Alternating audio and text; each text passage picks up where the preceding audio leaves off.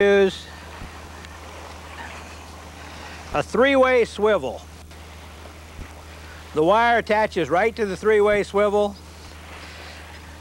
and we've only got about 18 inches down to an adequate sinker for the current. On the other end of the three-way swivel, we have monofilament line that goes around to a bucktail. Now the bucktail this time I've got is bigger than actually we use. It's just simply to show you what we're using. Now, the technique of wireline trolling, I'll tell you about in a second also, but this is the rod and reel that we use. It's firm, it isn't wimpy. We can get down where we want and stay there. Now, I've showed you the rods and reels. Next, we're going to talk about the hooks that we use. Remember, that summer flounder has a big mouth, he's got sharp teeth, he's got good dentures on both the upper and lower jaw. So you really don't need a small hook to get in there. If you want to catch a big fish, you need a big hook. Now, this mustad is a Pacific sea bass hook, number 5, okay? As far as it's got an offset shank just a little bit, this aids in setting the hook. A few people actually open this up a little wider to make it easier to set the hook. I think it's fine just the way it is. That's one type of hook. The next hook is these curved hooks. These are also made by Mustad. They actually are a number 1. But the size is not important, again, as I said, due to the nature of the way the fish eat. There are others that have these little spinners and feathers on the end, and again, it's in front of one of their standard Johnson Pacific sea bass hooks. This is usually on about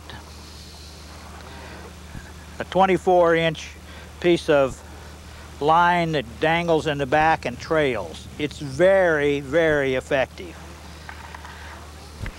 Other people combine these things to make them into different colored and different types of hooks. Some people prefer the brass hook versus the silver one. I don't think it makes any difference. If they're hungry, these fish are going to eat. Now those are the hooks. Next I'm going to show you what we use to put the hooks on. Our terminal tackle can either be, as I showed you a minute ago, one of these pre-rigged wire dropper lines which put 2 hooks on them, the weight on the bottom. Or, and I think sometimes it's much better, to make our own. Everybody makes their own, but basically what they have in common is they have about a 2-foot piece of 40-pound test monofilament line with 3 dropper rigs on it. Now there's 3 dropper loops. The bottom one you put the sinker on. 2 others have hooks attached to it. These are homemade. You make them ahead of time. You put them in a little Ziploc bag and they're all ready to go when you're out on the water.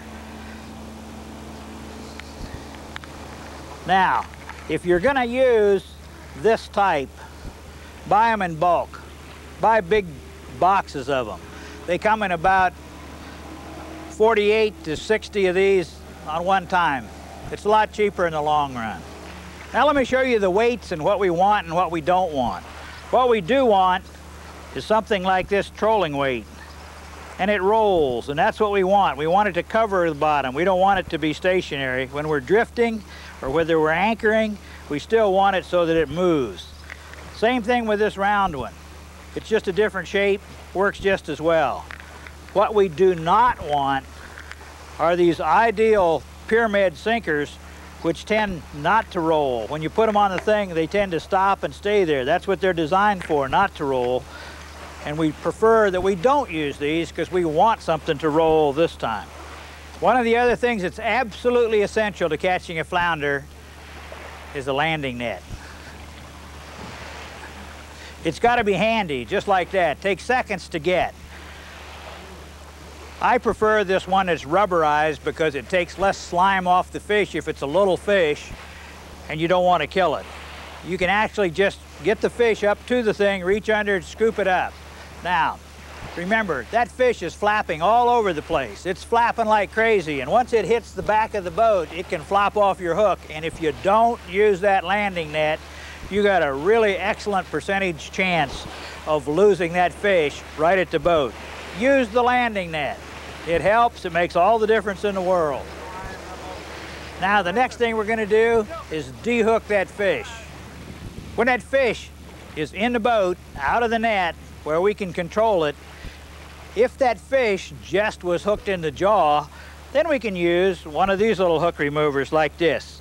It's made ideally just to reach up, put it under the hook, and with a sharp motion, you'll get the hook out. Same thing with this custom-made one.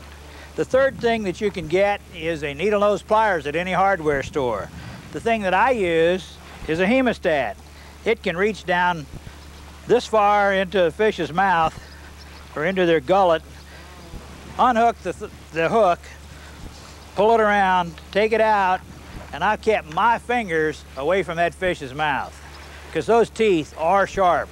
Don't ever put your fingers in a saltwater fish's mouth unless you know what it is for sure. Now we're going to talk for just a minute about baits, okay?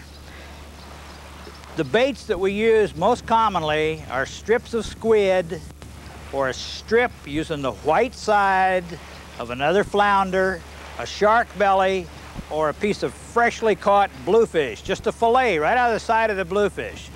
Now, those are the ideal things. Let's talk about some of the others, and then I'll go back to that in just a minute. When we're wireline trolling, we need a bucktail to get down to the bottom. Now, I either use pork rind or I use one of these Berkeley Power baits that has the scent impregnated through the whole thing. They work.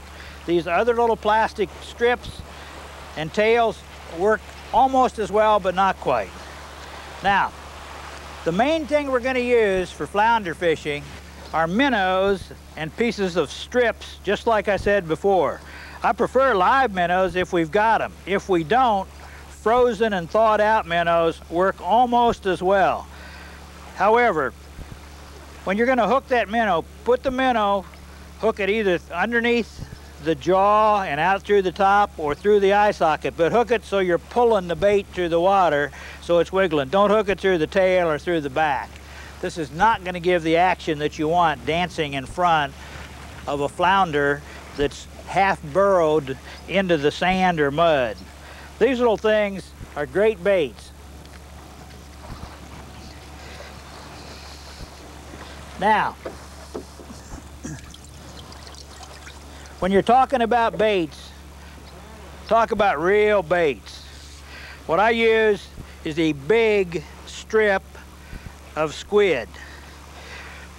Now, you got to cut these to make them work the way you want to. So we're going to cut this one right here, right now, just to show you what I want.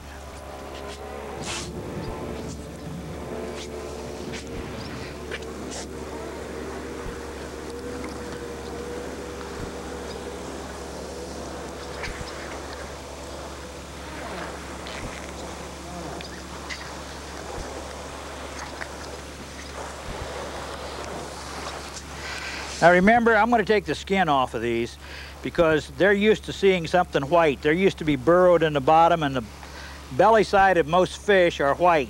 Therefore, it's going to make a better presentation to the fish if we have this with the skin off. Now, one other thing we do to get this nice big long strip in there to make it more attractive, even so more so, is to cut it down the middle so that you have it down